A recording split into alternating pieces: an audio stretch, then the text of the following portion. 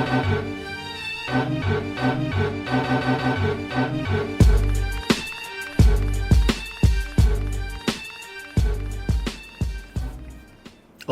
here goes, and welcome to the 192nd episode of Throwback Hoops. Woody V is in the house. Please follow the show on YouTube and wherever you listen to your podcast. And as always, I'm joined by my main man, Robbie Clayton. What's going on, brother?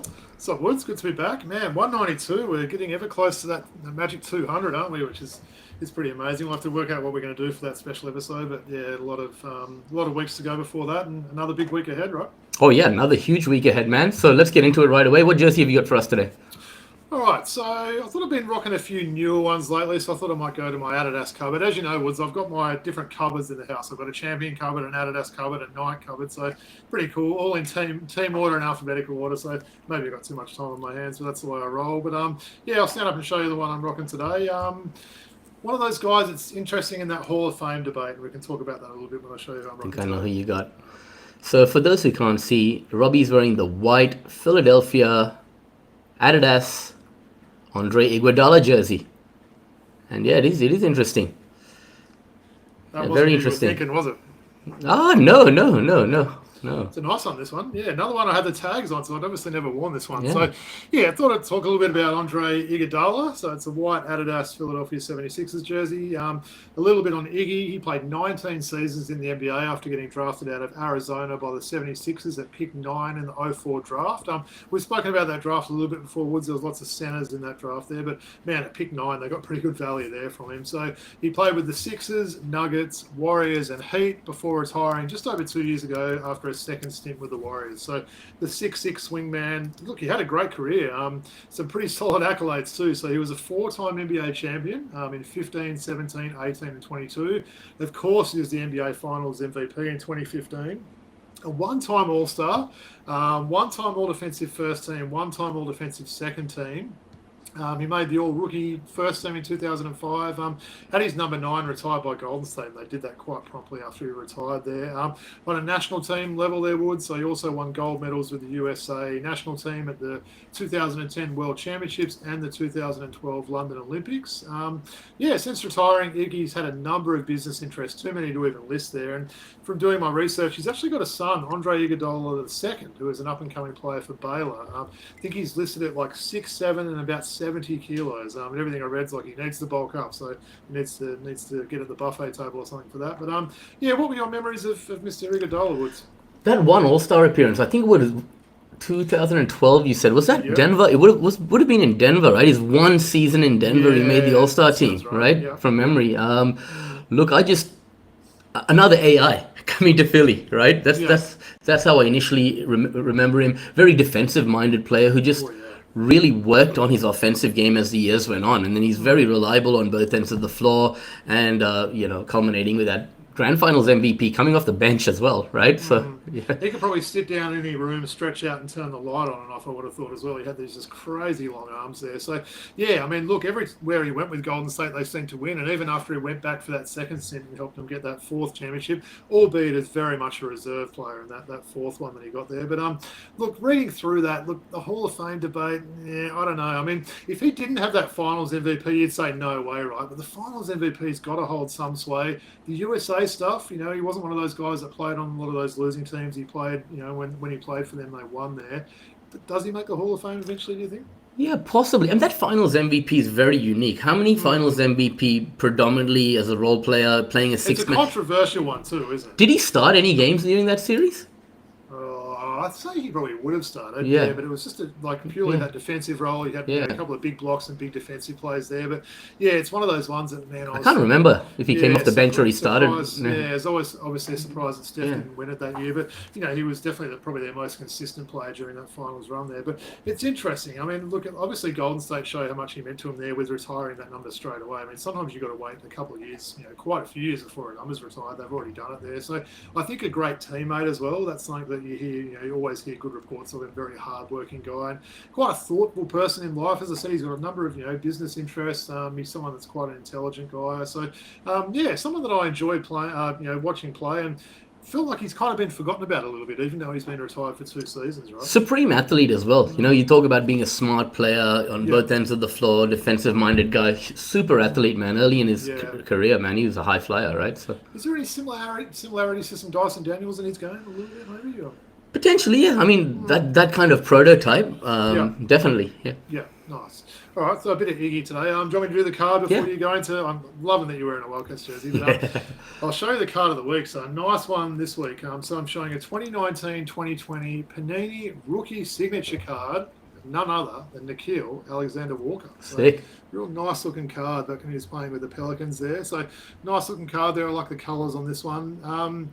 Honestly, how good has Noor been for the Hawks? I think we were both pretty pleased. A few people said he was one of the standout free agents that teams were coveting in the offseason sort of thing. I don't think anyone thought he'd be this good. He's averaging 20 points a game, which is just crazy. But, yeah, what are your thoughts been on Noor so far for our Hawks? Just fitted in perfectly, you know, and we needed that type of guy to come in and the culture, he's a culture setter, right? You know, guys want to play with him. You know, he's a good teammate. And you know, we know what his cousin's like, what kind of high character individual SGA is. We've talked about it, right? And you know, I'm sure that the similar type of values Nickeil has been raised with, right? And we're seeing that. Yeah. The big thing for me with him on the court, he doesn't have a weakness, does he? He's always been a two-way player. He can handle the ball, he can drive, he can hit threes. He can hit threes over defenders as well. I've noticed that. He can have someone really covering him. He's got that quite high arcing shot there. And he's had a number of big games for the Hawks, a number of 25-plus point games. I think he scored 35 maybe in the game. So, yeah, really enjoying him. Probably a jersey we'll maybe both consider getting soon if they can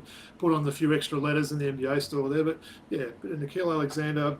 Underrated playmaker as well. Yeah, absolutely. And he's had to do a bit more of that with Trey out. So, nice. All right, we'll take it away. I always like it when you're wearing a Wildcats jersey. Who you got today? Well, I'm pretty sure you and me got this jersey together on discount at some point a few years ago, right? So I'm not going to speak too much about this, but I want to ask you some questions about the Wildcats, all right? So let me stand up. Good to stand up, rocking number 8, Perth Wildcats, Jordan Usher jersey. You're right. They were very much discounted after he retired too. I think they were like $25. Okay, you and me got them together, and I just found it. This one was also in its original packet. I'd worn it once, maybe, right? So, look, just having a look at Jordan Usher since he left Perth. He's played in Europe. He's currently playing in Turkey. I won't spend too much time on it. How did you see his time with the Perth Wildcats?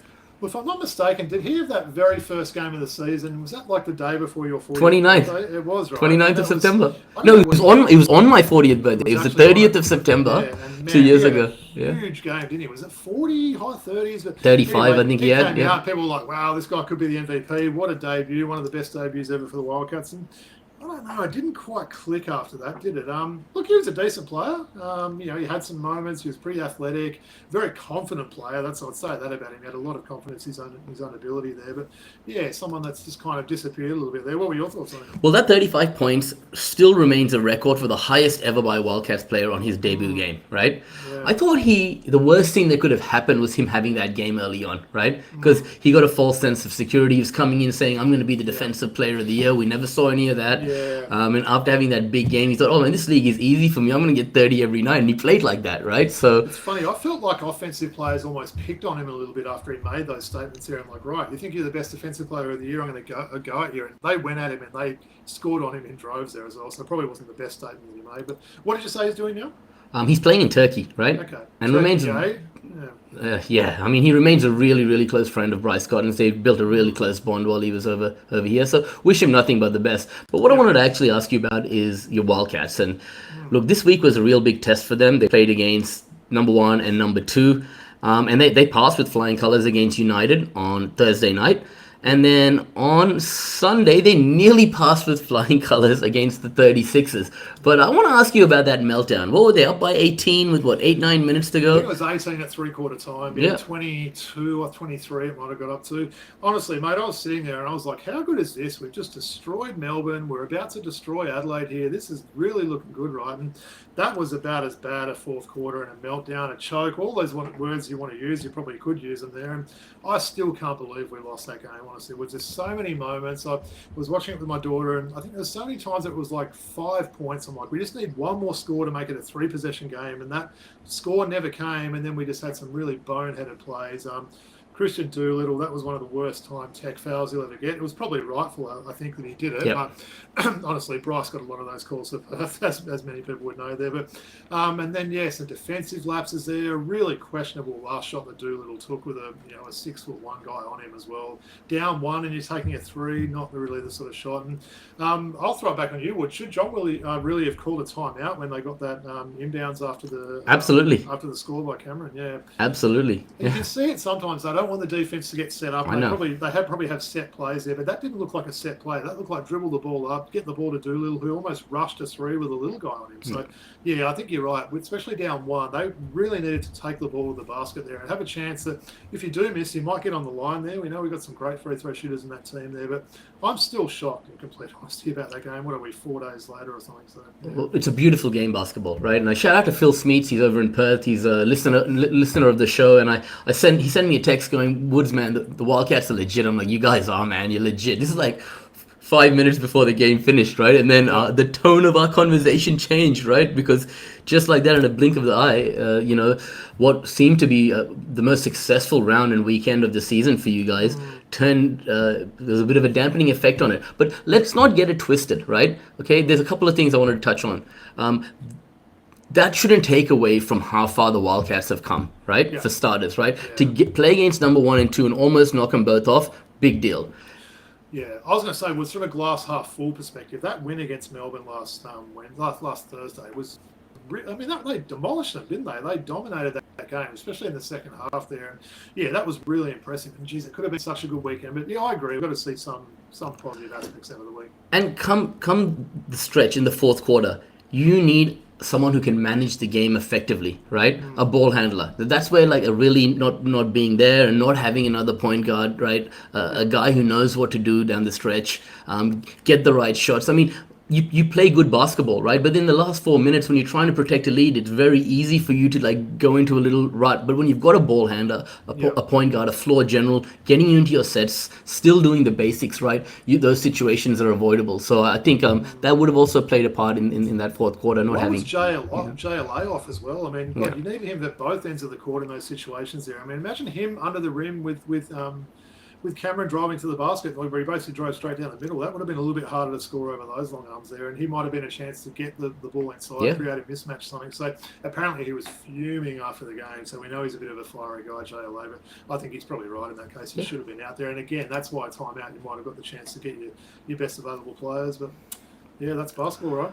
That's basketball, man. So look, I'm going to bring up the next round, but I'm going to ask you some questions along the way, right? So let me just. I hear there's a good game on Friday night coming. Oh, hell yeah, man! Hell yeah. We should say the time of recording, Woods, it's Wednesday, the 10th of December. So there will be a game on tonight, another Ignite Game Cup that would have already been played by the time we put this out. But yeah. All right, you got that? Mm-hmm. All right. So as I go through these games, man, I'm just gonna. So we've just got through the All-Star, the FIBA break, right? Yeah. And we're in the second half of the season. So I'm just going to read you the record of each team before I get your prediction. I just want to give me a few sentences on a reflection on their first half of the year and what to look forward to for the back half of the season, right? Hey, also, Wood, shout out to my neighbour who's mowing his lawn right now. Obviously not much of a basketball fan, so apologies if that's coming. No worries, man. No worries. So let's start with SEM, right? They're currently third on the ladder at 10-5. How do you see the first half of their season? Are they third? Did they end up moving up after that? They are. They're third. Third, is it? Yep. I think they've been amazing. I think they've probably been maybe the surprise team and maybe the team that maybe people missed on the most. I mean, everyone had Melbourne being up there. Everyone had Perth, Adelaide, those sort of teams. At Southeast have been really, really good. They had their issues early on trying to get that balance with the imports and everything, but they've been really good. They're absolutely legit, this team.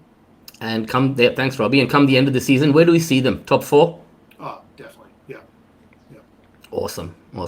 And the Jack Jumpers, they're sitting at 6-10. Obviously, they've had the David Johnson injury, but they've been a very middling team. I'd say that. I mean, I expected more from them.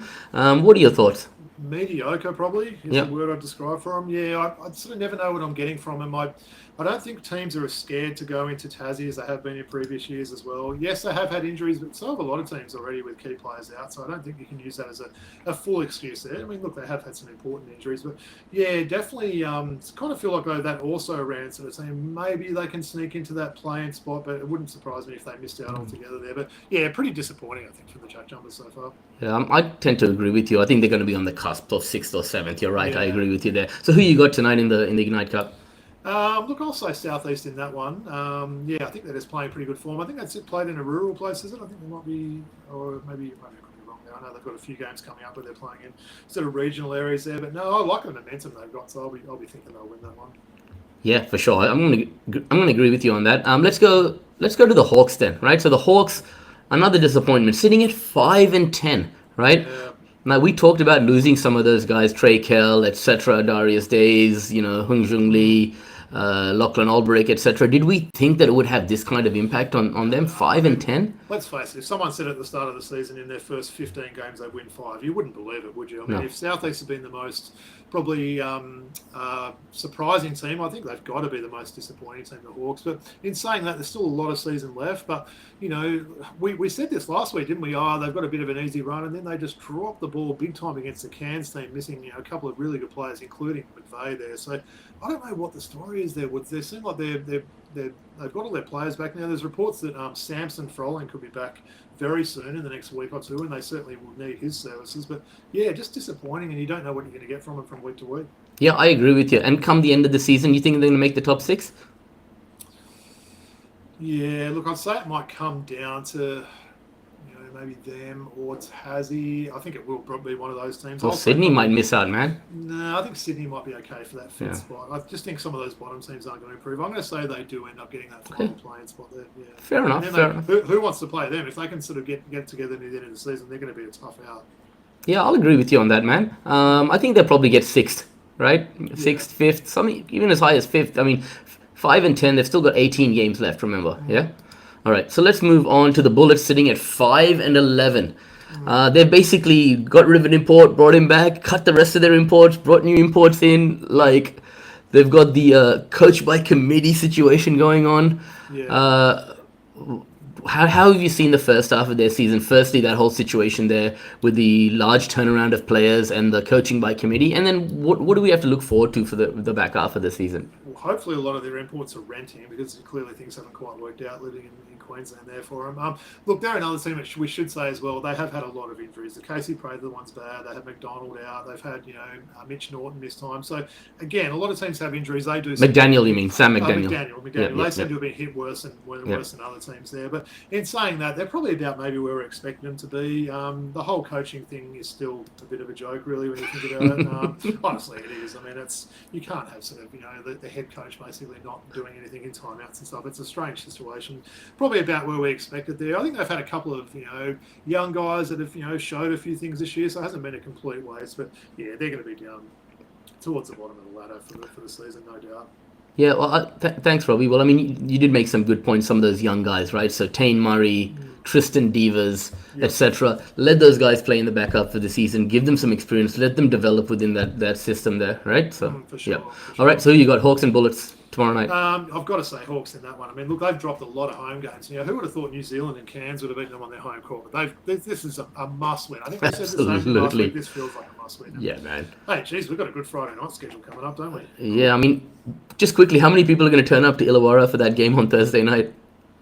I think I'll still keep the faith there. I mean, it's that kind of season now. People may be winding down at the studies or work or whatever. So maybe they get a good crowd there. Nice summer's night there. But yeah, look, they're going to start maybe not turning up like they always do if they keep dropping these home. Friday, Saturday, and Sunday games are usually good, for the Hawks. But yeah, when they're winning, they turn up every night. So you're right. Okay, top of the table clash: 36ers versus United. Now we got a new leader at the top of the table. Yep. Damon Lowery saying that United are not going to lose for the rest of the year. They pretty much started losing since he said that. I said that on the podcast last week. Yep. But the 36ers, man, how big a win was that for Bryce Cotton in Perth, by the way? Yeah, that was huge. I mean, look, he hit some timely shots in that game as well. He hit a really big sort of key 3 in the fourth. But look, it was pretty emotional for people like me. I've got to say, I was watching that game. I had just weird sort of feelings. I was excited about the game. I kind of had this nervous feeling. And then when you sort of saw him out there, and even just that footage of him, walking out of his car in the car park, I didn't feel great. I've got to say the stomach was in knots and everything like that. But yeah, I mean, full credit to him. He goes there and gets the win. And yeah, like you said, top spot now. I mean, that's pretty impressive. They've only added Troy Brown recently into the team. Big one for me, Woods, is Isaac Humphries. He's just an absolute revelation this year. I mean, maybe he wasn't suited with playing with Trez, last season, but geez, he's been really good this year. I mean, he's looking. I mean, I know there's a lot of big guys, so it's maybe a big call, but he's looking like he could be certainly in contention for that All NBL first team, if not definitely the second team. I would have thought. Absolutely, and let's look back on the 36ers, 13-3. So I think answer to that. You got to be pretty impressed with how this roster have come together in the aftermath of the Montrezl Harrell situation, bringing in guys like Rakocevic, Troy Brown Jr., DJ Vasiljevic accepting a role off the bench. I mean, they just want to win, man, and they don't care who does what. And I like that attitude. No, you're totally right. They're also there to play their part. They know someone could get hot on one day. I mean, I even like Troy Brown. He came out the other night and just got a lot of assists. And he get 4 assists in the first quarter. So yeah, I think they've been really impressive, and maybe the coach needs to get a bit of credit because he's always a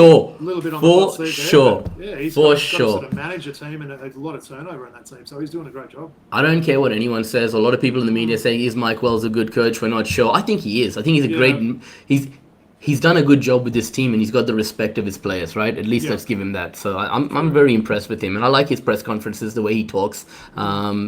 He seems like a good guy. And United, let's look at them. 13-4 after a rocket start to the season. Obviously, they're on a bit of a free fall now. Tell me what's that? That's just fatigue. You're going to come back to the.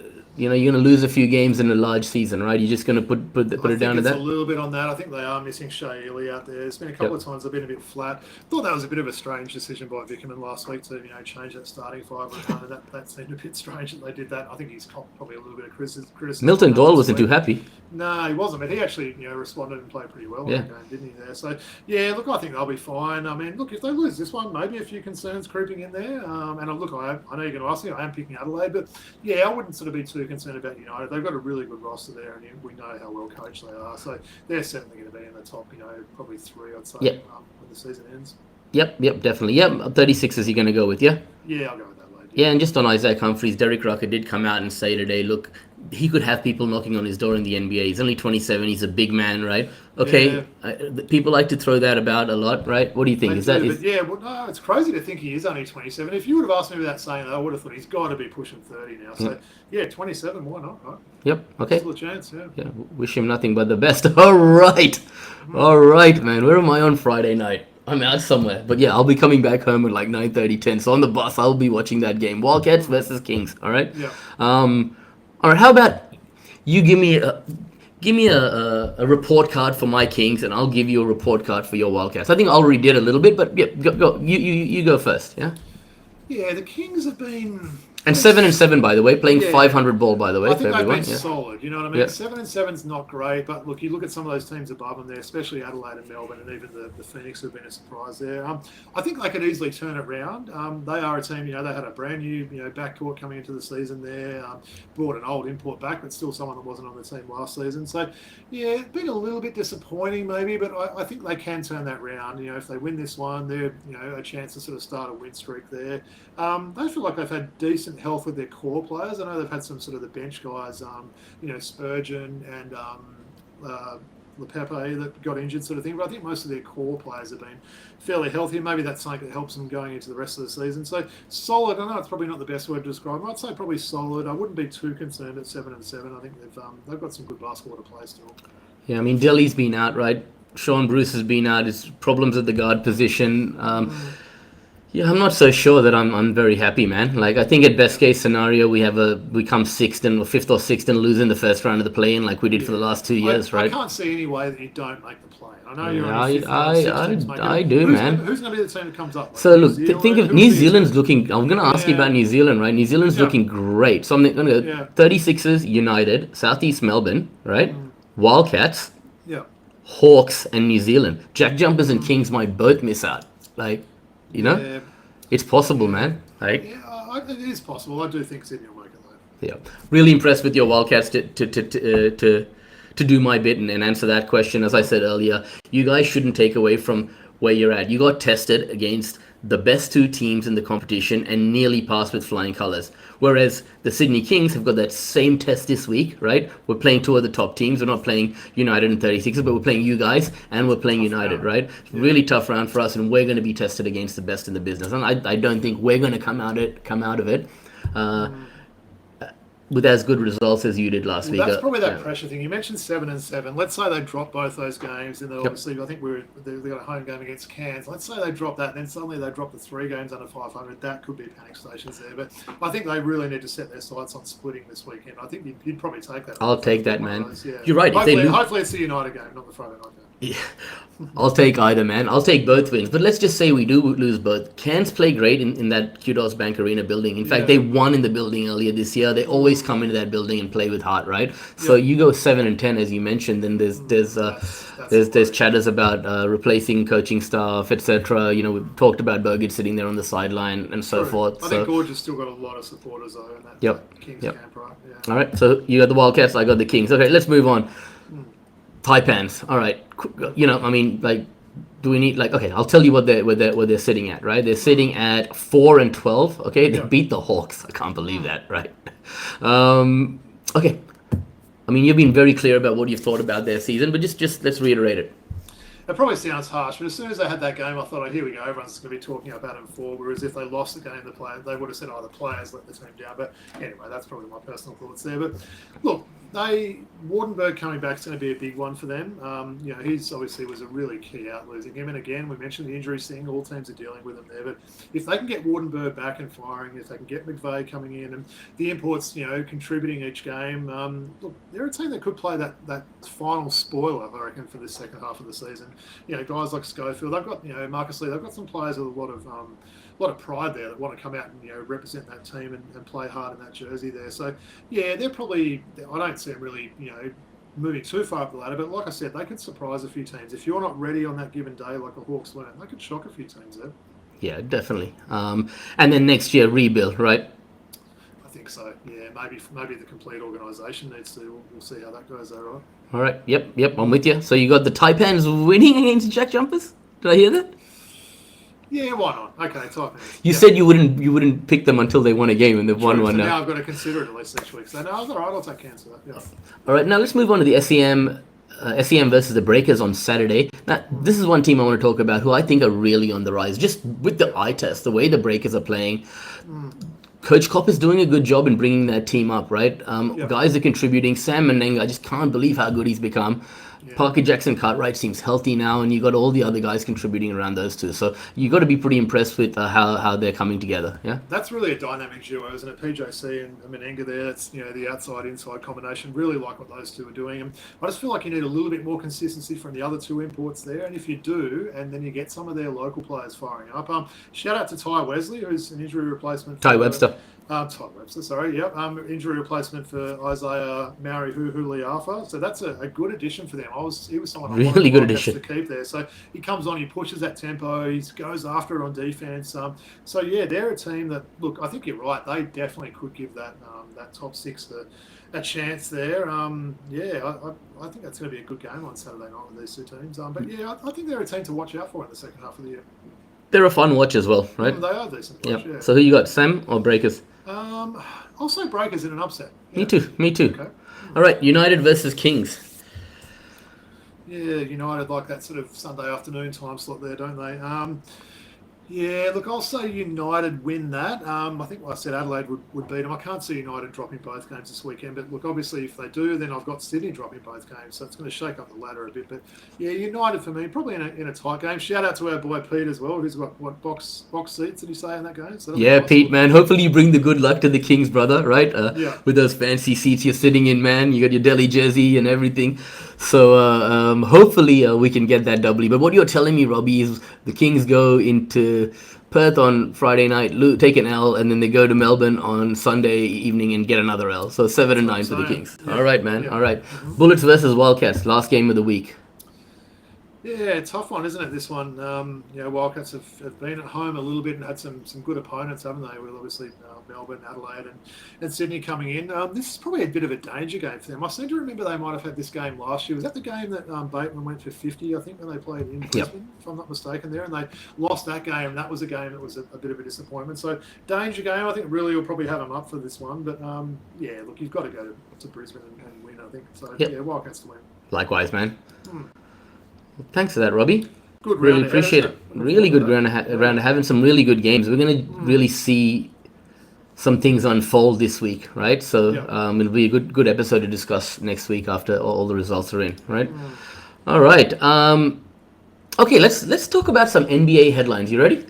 Let's do it. All right, this is one for you, courtesy of CBS Sports as well, Robbie. I know you love your CBS Sports, right? Chris Paul's second stint with the Los Angeles Clippers ended abruptly on Wednesday when the franchise announced it was parting ways with the future Hall of Famer. Paul, who re-signed with the team this summer on a one-year deal, appeared in 16 games and averaged just 2.9 points per game. He was getting a lot of DNP CDs, as you know, Robbie. Now, at 40 years old, Paul posted on Instagram, "I just found out I'm being sent home." The team later confirmed its decision, speaking for the first time since Paul was released. Clippers coach Tyler Lue said the partnership with the team and Paul wasn't a good fit. So I'm just going to read this quote to you, right? "I just think it wasn't a good fit for what he was looking for," Lue said. "It is what it is. Do I want to see CP3 go out like this? No. I have a lot of respect for him. He's been a friend of mine over the years. You never want to see a great go out like this, but I'm pretty sure he will find something because he's a great player. I just didn't want to see it end like this." All right, so I'm going to throw over to you. What are your thoughts here? And what do you think went on in that locker room? Well, firstly, am I allowed to smile about this news, Woods? You can, man. Those that know me well, if I had to pick my two least favourite players in the NBA, it's probably Chris Paul number one, maybe Jimmy Butler at number two. Well, then look behind the curtain for me, right? Being someone who doesn't like Chris Paul very much, and think about the worst behavior he could have done in that locker room. What could he have done? Honestly, my thoughts are I'm probably not that surprised, Woods. I never saw him as a great teammate. And I think players like him, as they get older, their antics grow a little bit more tiresome there with coaches and with players there. And it's all right when you've got sort of that attitude in the way you are and you're an absolute gun player, perennial all-star, those sort of things. But look, he's really, as he should. He's an older guy and his game's massively dropped off the last few years. But he's still got that same mentality, right? I think it's just probably rubbed people the wrong way there. Ty Lue, he doesn't really take any crap from players as well. I like the way he goes about it there. And I think you always kind of sugarcoat these announcements there and you never sort of go out and tell the full truth. We always talk about that, don't we, when a player gets released. There's probably a lot more than meets the eye there, but probably not totally surprised. Look, I was thinking out as well, would another team run and pick him up? Oh, I'm not sure, eh? Like, maybe if there's like a team out there that's got some association with him, like maybe a coach that's coached him before or got that sort of or a friend relationship, maybe something like that. But I just think you don't want to distract some of these teams at this stage of the season now. I think there's some talk of like maybe Houston looking into it again, and he's obviously been there before, but I don't know, is there someone that maybe we don't sort of see come back and continues to get paid, and that's it for Chris Paul? I don't know. Like you mentioned, an absolute surefire Hall of Fame player, had an amazing career. He was in the Andrew Bogut draft, and you think how long Andrew Bogut's been retired for now. But yeah, probably wasn't massively shocked about this news, though, Woods. Yeah, so thanks, Robbie, for your opinions. But I heard through the grapevine, I don't know how much validity there is in this, but once he was out of the rotation and sitting on the bench, he wanted to sort of get involved in things. So he was going up to certain players, younger players on the team, and telling them to do certain things. And Coach Tyler would be telling him to do other things, right? Yeah. And he'd ignore Coach, do what I tell you. And these players are like, this is the point guard, okay? If I don't do what he says, a veteran on my team, how's it going to look? So these two-way guys were going on the court, because Tyler's been playing a lot of those younger guys lately. He's had to, right? Yeah. And he's been, going behind the coach's back, right? Which can cause problems in a locker room, right? Sure. Yeah. Ty Lue's a younger coach as well. He's not a lot older than CP3, isn't he? So he's someone that may be hard for him to really have that stamp of authority over him there. Look, you can see CP3 certainly will be someone that will be considered for a coach once he does retire. But yeah, maybe not when you're on the bench and you're not following the coach's instructions. Might not be the best time for it. Jeez, if he's a head coach and you do the wrong thing, right? You wouldn't want to be one of his players, right? True. But yeah, he does have the mind for it. Okay, let's move on from the Clippers to Milwaukee. All right.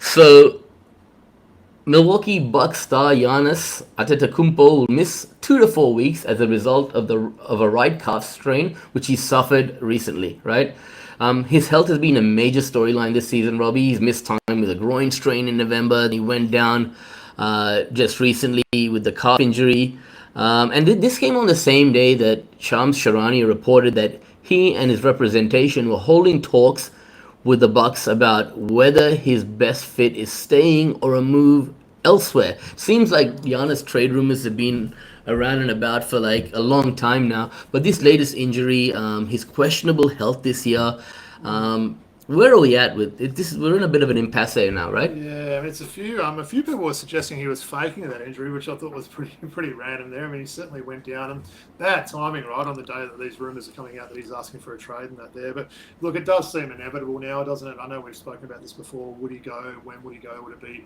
prior to that trade there? It's just a matter of what they can get back now. I don't know that teams are giving up these King's ransoms for guys that are, the other side of 30 that have had injury concerns as well. I love Giannis Wood. There's no doubt about it. I think he's a great player. I wonder how well his game will age. You see a lot of these guys, once they lose their athleticism and speed, they rely more on their jump shooting, their sort of playmaking and stuff like that. Let's face it, he's never ever be a reliable shooter from any part of the court there. If he loses that first step and that explosiveness there, you wonder if his game's not going to age that great there. So, yeah, I'm sure they'll end up getting a decent package. I've heard rumours that they want to get almost like a team's second and third best player and then get some draft capital there. So I know there was that Hawks rumour there we saw last week, right, when they were, what was it, Reece Usher and who was it? They said, no, actually, they said it was Trey and Reece Usher, so I'm not sure about that. Yeah. I like Giannis. I don't really want to bar him on this Hawks team. I like the youth we've got in the direction we're going. So maybe they go to a team that's a little bit more ready to win. It's just one piece away that can afford to give up a few sort of pieces there. But yeah, I mean, if you're Milwaukee, you've probably got to do something soon because it's going to continue to be a distraction on the team and the city. Yeah, I agree with you. And look, yeah, just with his productivity, let's not get it twisted. He's averaging 28.9 points, 10.1 rebounds, and 6.1 assists per game. And your question, how well will his game age? I think we talked about Jason Kidd early on in his career, playing him at point guard, teaching him some playmaking skills. We're forgetting he's still 6'10", right?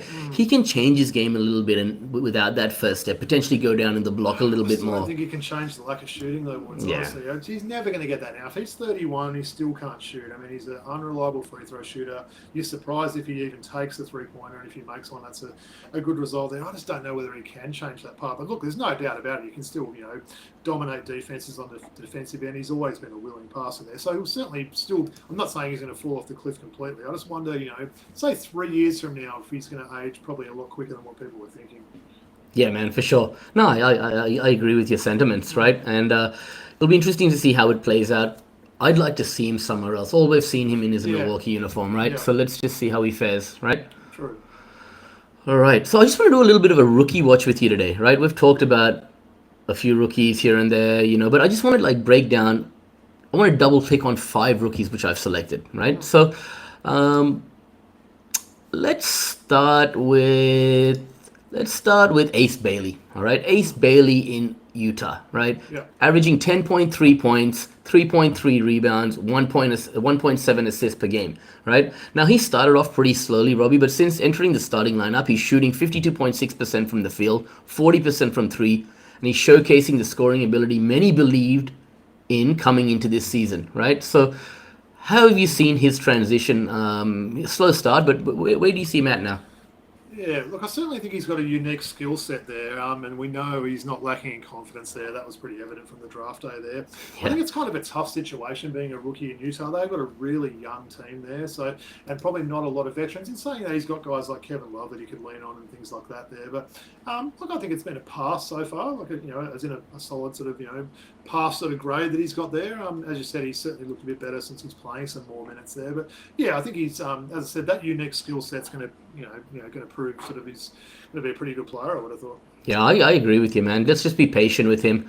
And when the back half of the season is coming through, that he's going to get his opportunities. Right. Think about that sort of player. If you've got him on your fantasy team, that last 20 games of the season, Markkanen will have some mystery injury or something else like that. He's got a lot more time. So yeah, good call. Yeah, definitely. Okay, so let's move over to Derek Queen. This is one guy I want to talk to you about. Man, we talked about him and Jeremiah Fears in the preseason. Asked if they would have an impact, and I was unsure if they would. But we've seen clearly they have. Man, you were right on that, right? And very quickly they've had an impact. So let me just read some stats to you. 12.9 points for Derek Queen, 6.4 rebounds, 3.9 assists.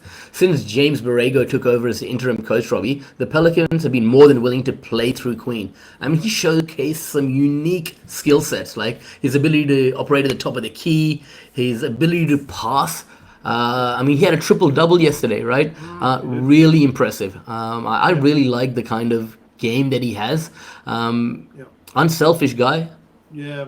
I think they've been forced to play him a little bit more with Zion out. And speaking of that, they're saying Zion might not play with the Pelicans again, which is crazy. So I know that normally it's that thing we do with who's going to play the most games. I don't think Zion's playing many this year. But yeah, look, he's been one of the standouts. I've got to say, in doing the preparation for this, Woods, this is a really good draft class. Yeah, right? man. Honestly, this is as deep as a draft class as we've seen for a few years now. And he's someone that, probably a lot of people weren't talking about. Maybe up until a couple of weeks ago, they saw some potential. But there's no doubt now. I mean, that was a big triple-double that he got. He actually had the last shot in that game there. He took a long three, which went back rim. So that would have just topped it off if he'd actually, put up that triple-double and won the game with that shot as well. But yeah, there's no doubt about it. He's blocking shots. He's controlling the paint there. And seems like he's fitting in really well for the Pelicans. So yeah, he's really been good so far. You know what I like about him? How patient he is. He's watching, he's surveying the floor, looking for cutters, and just finding them, right? He's got a high IQ, and I'm really impressed to see. They need to sign someone with the last name King now, right? And they could have a king and a queen out on the court. That would be great. Maybe bring my boy Jimmy King out of retirement. Yeah. Mojave King? Ooh, All right. Okay, let's move on. Cedric Coward. Man, really like Cedric Coward. This guy was a surprise, Now, 13.3 points, 6.2 rebounds, 2.7 assists, 27 minutes a game. That great three-point shooting Coward displayed at the start of the season, it's really slowed down since November. It's only been around 30%, Robbie. Yep. But the confidence and the impact, it remains high. He's played his way into that starting lineup, and his versatility on and off the ball has helped his team's growth, right? So I think he's been very much flown under the radar, right? Have you been impressed with him? No, I have been. And look, Memphis showed last year with Jalen Wells that they're not afraid to play, big minutes for their rookies there. You're absolutely right. That's what I had in my notes. The only thing that's really letting him down is that lack of consistency from the outside. That percentage is starting to plummet a little bit there. So I think maybe that's, the product of more defenses being sort of aware of him out there and getting him, some better defenders on him there. But no doubt about it, 13 points a game is really impressive there. I still think it's funny that there was a draft class with a Coward and Fears. I thought that was pretty cool that you got both of those names. But yeah, Memphis, they're probably playing some decent ball of late as well, and he's a big reason for it. Yeah, I agree, man. I agree. Thanks for that, Robbie. Okay, so let's move to Charlotte. We've already talked about Con Knipple on this show, but I want to talk to you about the big man in the middle, Ryan Cockbrenner. Like, coming into this season, my thing was, who's going to start at center for this team? Is it going to be Musa Diabate? Is it going to be Plumlee on that team? I think, but Cockbrenner has stepped into that role with distinction, and he is at 9 points, 6.7 rebounds, and 2 blocks a game. And as of this was about a week ago, Cockbrenner is the only player in the NBA to have 4 or more blocks and 4 or more steals in a single game. His defense continues to stand out as he's showcasing a mix of communication and rim protection on a nightly basis, right? This kid looks like he's just come out of high school or something, right? Yeah, but he's probably a chance of all-rookie first team if you did it sort of over that first quarter of the year, right? The thing that's standing out for me, look, I'll put an asterisk there. I don't watch as much Charlotte as you do there, but I like the way he plays at both ends of the court there. I feel like he's a little bit of an old-school big as well. He's yet to take a three-point attempt this year in over 20 games, which, I mean, apart from Clint Capella, I can't think of many other bigs that wouldn't at least take 1 or 2 in the season so far. But yeah, you're right with those block shots. Teams know where he is now when they're driving in. He's had seems to get 2 blocks every game without fail, and also gets a few steals too. So forget about a 3-point shot. He doesn't even take a shot outside of the paint, basically. Right? Yeah. Like the Jackson boy in Indiana starting at center. He's another one you can talk about who basically doesn't. Isaiah Jackson, is it? Yeah. No, he's been good. He's been one of the leaders, and honestly, Cooper Flagg's probably still going to get Rookie of the Year. Let's face it. But trying to get some more rookie teams out of these guys, and really good rookie class. And I think in a few years we're going to be really talking up that 2025 draft class. Yeah, I agree with you. And let's talk. We talked about drafted rookies. There's always an undrafted rookie that makes a name for himself, right? Yeah. And we talked about Cooper Flag. Let's talk about Cooper Flag's teammate Ryan Nembhard, right? Yeah.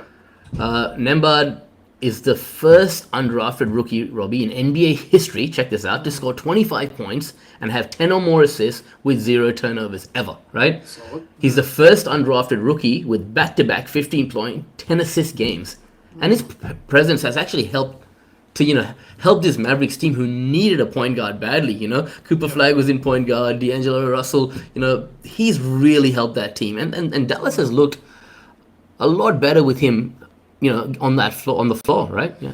He was one of those guys that I think it was probably a little bit of a surprise that he didn't get drafted, even just having the surname. We know his brother playing for the Pacers there. Yep. So you've got to sort of ask yourself, why was he undrafted? I think probably a big part is his size. I mean, the guy's I agree. 5'10", Yeah. and that's, he's pretty slightly built as well. So that's probably a big reason there. But I guess he's just showing you it doesn't sort of matter what your size says on paper. You can go out and sort of, he's got that really high IQ that you can see so far. As you mentioned with that assist to turnovers and everything like that, with that stat you said there. So he's absolutely been a steal so far. And yeah, it just shows you, right? Sometimes you can get these draft picks that don't work out. You just get someone that every other team had a chance to draft and didn't. And he's playing really important minutes for the Mavs. Yeah, I agree with you, Robbie. Yeah, for sure. Okay, one more guy. I know I didn't put it on the run sheet, but I want to ask you about him anyway. Ron Harper's son, Dylan Harper. Harper's poise and composure continue to shine for that San Antonio team, averaging 13.5 points, 3.1 rebounds, 3.9 assists per game, right? I was Big hoping surprise you would ask packet. about Ace and Newell, but no, that's fine. But yeah, he's been fine. There's no doubt about it. Yeah, I like the way he gets to the hoop and everything else like that. And yeah, he's come into a good situation in San Antonio. They've got that mix of young players. They've got some decent veterans, locker room guys, and that. And yeah, he's been very solid and great to see a Harper as well. We're fans of Ron Harper, the Ohio Flyer back in the day. So great to see. Son, is his other son still in the league? I know he was on the Celtics. Yeah, Ron Harper. That's Ron Harper Jr., right? Yeah, I don't think he's quite worked out, which is a bit of a shame there. But no, he's definitely been impressive. And yeah, the Spurs, man, if you were taking a team that might be put up the most wins in the next 3 years or something like that, they'd be a team you'd be looking for there. They're very impressive and a great future for him. He's on a 2-way contract with the Boston and Maine Celtics. He's still there, right? Yeah. Okay, fine. Asa Newell, man. Got a chance to play recently, a little bit more, and just a high character guy, Yeah. I like what he does. He brings that energy when he comes out for the Hawks. I think he's the sort of player, if Kristaps Porzingis, I've been joking with you, if someone takes a sick day, they're taking a Kristaps because he takes so many sick days, Porzingis. But he's someone that can step up there. Mo Gay's obviously had a pretty good season, but he's someone that every time Mason Hill's been out there, he hasn't looked out of place. That three-point shot surprised me, that lefty three-point shot with the long arms, that's been pretty impressive. But he's just got good, good instincts there. He passes well. He can sort of get the ball under the basket with a couple of guys on him and just throw a really good pass to a more open player, a very unselfish player, good teammate. I love his energy on the bench. So, no, he's been a good find so far for the Hawks. I agree with you. He seems really coachable, right, for one. Yeah. And secondly, we've seen him in interviews, right? Just seems like he's got a cool head on his shoulders. Seems like a good kid, right? So, great for our franchise to bring him on board. Sure. Okay, cool. I know I went slightly over time, Robbie, so let's move into some true or false, right? Okay. Number one, we should both purchase an NBL Space Jam Edition jersey. I'm kind of false on this one. I'm not a big fan, but I was thinking, hey, it's a lot better than that Perth jersey from the other year featuring Atom Man, who I still don't know who that is. But, I mean, look, they look okay. I do have a Space Jam. Well, it's not Space Jam. It's more a Looney Tunes one from a few years ago, but similar sort of characters on them. Some of them look pretty cool. I thought the Cairns one looked pretty good. That was the most colourful one out there. I don't know. It might be one of those ones. If that's in the bargain bin on the NBL store at the end of the year, I might consider it, but I'm not going to be jumping out to get one. What about you? The one I would like to get is Patrick Ewing Jr. is obviously a coach at the Brisbane Bullets. Told a story about how he got on the phone to his dad about how the Monstars when Patrick Ewing was originally there, remember? Yeah. And so all the design on the Brisbane Bullets jerseys, the actual Looney Tunes design of his father on the original Space Jam, right? The Monstars or something like that. There's a connection there, right? He scared him off with his sweat, is that right? He'd sweat in the snow. That's it. So if I'm going to get one, I think I'd get that Brisbane Bullets one. And maybe Freeman Liberty. Just it looks good, right? Yep. Okay, let's move on. And the second one. Father Time is finally catching up with LeBron James. I think you've got to say true on this one. It's been pretty sad to see. Probably not that surprising. It was always going to happen eventually. That streak of scoring in double figures finally came to an end. It was interesting, some of those articles, what was happening in the world, when he last scored in double figures. It was crazy, some of the things, right? George Bush was the president, there was WhatsApp had never been invented, and streaming wasn't even there wasn't an iPhone around. Nah, pretty much, right? So, I mean, look, it's caught up with him, but he's still an important player, and I think they'll probably conserve his play now. And I think he'll be all ready for the playoffs now. Someone that's just been there and done that. So, yeah, it has caught up with him, but look, he's still got a fair bit to give, I would have thought. Threw down a nice dunk yesterday. Yep. All right. Fine. The NBL public is quite harsh on Damon Lowery. So true-ish. I think sometimes you can be a little bit over the top, and I think that's probably more like something that the NBL and ESPN probably want from him there. So I think that's maybe they're sort of pumping him up to be a little bit like that. I don't mind him. I like that he does sort of say what he thinks sometimes. He doesn't beat around the bush, which is good. A lot of these people are sort of yes men and don't want to step on people's toes. So he does speak it out. Maybe a little bit over the top sometimes. I know we've got a friend, shout out to Stu, that doesn't like him. I know my old man's not a big fan. He's joked about putting mute on when Lowery commentates the games. I don't mind him, but I'd say for the actual question there, probably true-ish. Yeah, I'm going to say true, right? He's not a bad guy. And as you said, this is a character he has to play. He's paid to play that character. 100%. Yes, he does say some dumb things without actually doing his research, which I can understand. But he's helping out the women's game. He's taken over the homicide role a little bit. The sort definitely. of loud American sort of guy that talks in a bit of slang and maybe a little bit, right? Yeah, and he's doing a lot of WNBL games. I've been watching them. So the kind of character he has on WNBL is different, right? So I've enjoyed him there. So I thought let's raise that. Okay, finally, on the 21st of December, when you're attending the Kings versus Taipans game with myself and my family, you will sit right next to me. I reckon I'll probably do that. Certainly sat together at a few games over the years here and in the US there. So looking forward to that. I know that's one of the highlight games for you. But yeah, I mean, look, it's unusual. I normally, especially the last few years, I've only just been attending the Perth Sydney game. So it'll be cool to go to a game and not really have a major interest. I'll have to pick some funky jersey to wear for that game. Something that's just going to maybe surprise some people and get some comments. But yeah, I'll be there and I'll be sitting next to you. And looking forward to it, right? I know we're both on holiday that time. Yeah, for sure, man. Yeah, no one else will sit next to me, so you got it, right? That's true, yeah. All right, man. It's been fun. Why don't you take us out with where we can be found, followed, email address, all of that jazz? Yeah, for sure, bro. So just, please make sure you like, rate, and subscribe on YouTube. As I mentioned before, give us a like, give us a comment. We love sort of seeing that. Of course, wherever you listen to your audio podcast, please make sure you like, rate, and subscribe on both those platforms. The main one we can be followed on is at Throwback Hoops on X. Woods will get the stuff up. I know he doesn't always do it. I have to remind him sometimes. But, Woods will get some stuff there. Definitely could try and get this North signed rookie card, and maybe a bit of an Iggy jersey as well, and sort of get some stuff on socials there. Just a reminder about Patreon, if you wanted to pledge a couple of dollars a month, we'd really appreciate it to help us with the costs associated with the podcast, right? Yep, for sure. Man, big week ahead. I'd say probably the schedule, if people are wondering as well. I'd say we'll do one next week and then we'll have a week off over that Christmas week because, the time we I think Christmas is on a Thursday, so I know people are probably going to be away a little bit. So if you're up for that, maybe we'll do next week and have 1 week off. Are you okay with that? But then I think we can definitely do one that last week of the year. I mean, sure. Look, we're both on holiday that time. We can get together for 40 minutes and give the people what they want there. So yeah, let's work on that anyway. Unless something crazy happens, if Giannis gets traded or some crazy things happen, we can jump on. But no, looking forward to kick it all again next week with you. For sure, man. Any final thoughts? Actually, I got one for you. You've been following the NBA Cup or the NBL Cup or the latter on either of them? Yeah, it's funny, a little bit. I mean, look, the NBA Emirates Cup was on today and I took a bit of an interest in it. It's a bit of a weird week in the NBA, isn't it? Our Hawks aren't playing until Saturday, so we've got like basically a full week off there. But a little bit. I don't mind the concept. I don't love it completely. But yeah, following it, and, we'll get up and watch this game tonight for the Ignite Cup in the NBL as well, right? Yep, cool. Just checking, man. All right. Okay, then from Robbie and I and the whole team at Throwback Hoops, until we do this next week, peace out.